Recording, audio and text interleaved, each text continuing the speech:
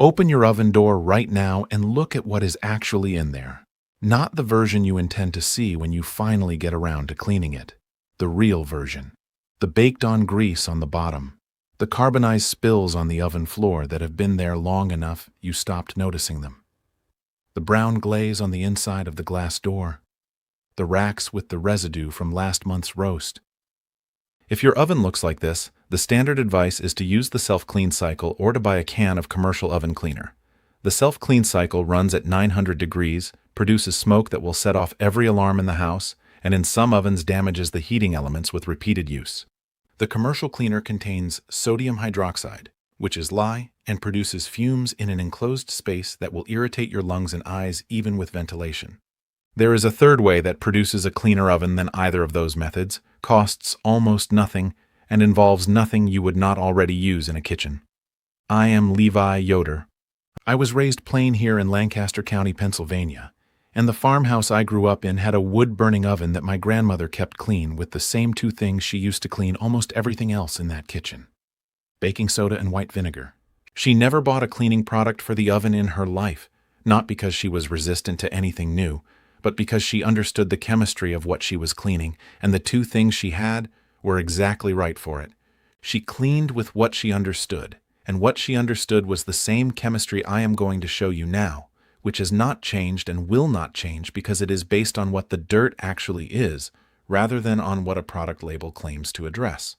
Before I show you, let me say this plainly.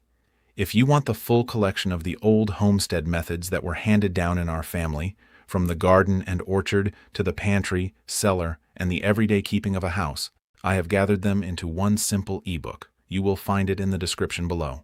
Now, let us get back to the topic. Here is what oven grime actually is, because understanding the material is what makes the method make sense, rather than sound like a list of steps to follow without knowing why.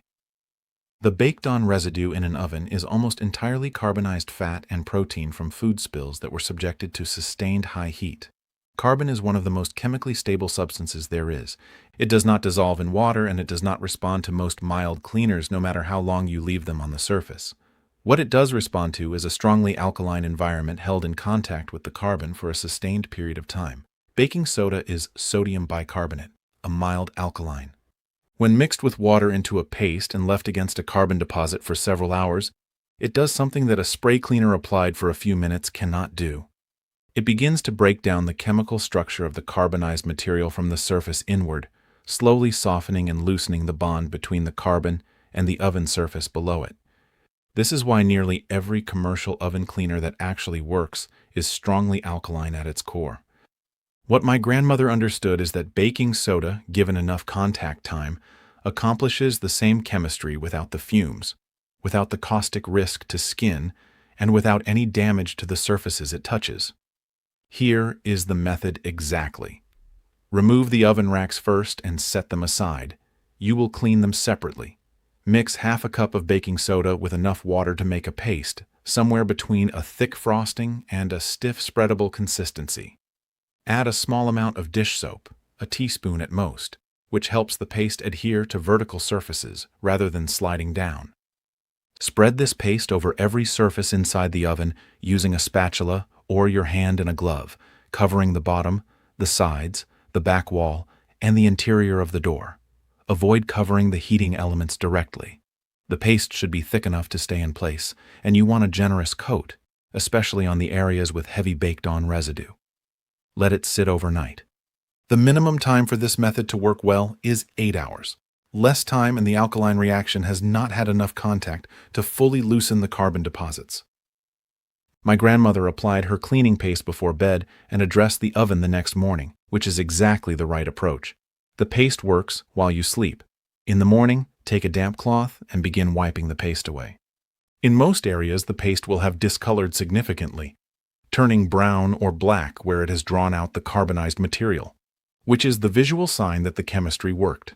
Wipe in sections, rinsing the cloth frequently, and you will see the oven surface coming clean beneath the paste residue. For spots where the baked-on deposit is heavy and the paste alone has not fully loosened it, do not reach for an abrasive pad.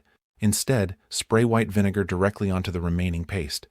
The vinegar reacts with the baking soda and produces a fizzing action that mechanically loosens the remaining bond, while the acid in the vinegar attacks the residue from a different angle than the alkaline paste did. That combination of the overnight alkaline treatment followed by the acid fizzing is the two-part system that handles even the most stubborn oven grime without any scrubbing force that could scratch the oven surface. Let the fizzing run for a few minutes, then wipe clean. Where the deposit was thickest, use a plastic scraper to lift what the fizzing has loosened, then wipe again. Now the oven racks, which require a different approach because the geometry of wire racks makes paste application impractical and coverage uneven.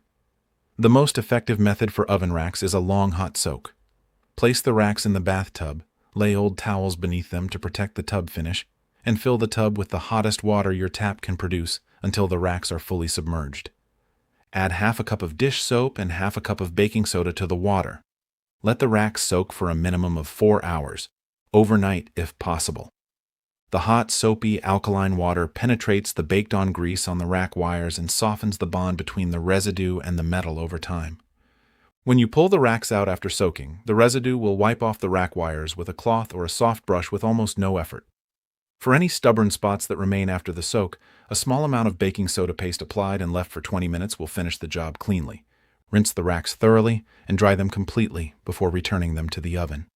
The oven door glass is the surface that makes the whole oven look dirty even when the interior is reasonably clean. Baked-on grease on the interior of the oven door glass is often the last thing to respond to cleaning and the most visible when it does not. The paste method works here as well. Apply the baking soda paste to the interior glass surface, as generously as you applied it to the oven floor. Leave it for at least 2 hours more if the glass has significant buildup. When you wipe it away, follow immediately with a spray of undiluted white vinegar across the glass surface and wipe with a clean, dry cloth. Vinegar on glass leaves no residue and produces a clear surface the paste alone sometimes leaves slightly cloudy. The sequence of alkaline paste, wipe, then acid spray, then dry wipe is the correct order on glass, and it produces a result that most commercial glass cleaners do not match. A word about the self-clean cycle, because I want to be honest about the comparison. The self-clean cycle works. It incinerates the carbon deposits completely, which is a genuinely effective approach to the chemistry of the problem. What it costs you is the smell of burning through the house for 2 to 3 hours. The inability to use the oven during that time, the heat added to the kitchen, and in older ovens the stress on the heating elements and the door seals from sustained extreme heat. For a light to moderately dirty oven, the baking soda method is significantly less disruptive and produces a cleaner glass door and cleaner racks than the self-clean cycle, which cannot address the racks or the exterior of the oven at all. For an oven that has not been cleaned in years with significant carbonized buildup, a self-clean cycle may be the more practical first step, followed by the baking soda method for maintenance from that point forward. The commercial oven cleaner comparison is less favorable for the commercial product. Commercial oven cleaner works faster than baking soda paste, in about 30 minutes of contact time, but it does so with sodium hydroxide, which is genuinely caustic and not something to use without care. The fumes require real ventilation, the product must not contact skin, and it requires thorough rinsing to remove every trace before the oven is used for food again. Baking soda paste requires none of those precautions. It is the same material used as a leavening agent in bread, something you eat. The trade-off is time. You give the paste 8 hours, and it does what the commercial cleaner does in 30 minutes. For most households that plan the cleaning the night before, this is no trade-off at all. My grandmother cleaned that wood-burning oven every week because a wood-burning oven used every day needs it every week, and she did it with baking soda paste and white vinegar because those were the right tools for what the oven dirt actually is, and she understood why. She did not invent the method. She inherited it from the people who kept kitchens before her, who kept kitchens before them, who understood through practice and long observation what the baked residue in an oven responds to and what it does not. The knowledge was never written down in any book she owned. It was demonstrated at the oven and at the kitchen table, and it was carried forward from one generation to the next, not because anyone decided to preserve it, but because it worked, and work that works gets repeated. That is how this kind of knowledge survives.